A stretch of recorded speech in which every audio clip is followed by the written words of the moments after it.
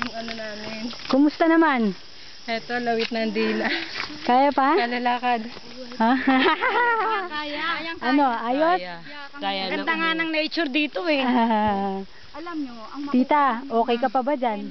Sasabihin ko pag hindi na. Ganun. makukuha nyong energy rito. Naku, wala. Ang makukuha nyong energy dito ay Milo. Air. Fresh air. Ayos ba? Lalakas kayo at Hindi ko na uulitin to, promise. Oh, sabi mo lang yun. Walang pumunta rito na hindi bumalik.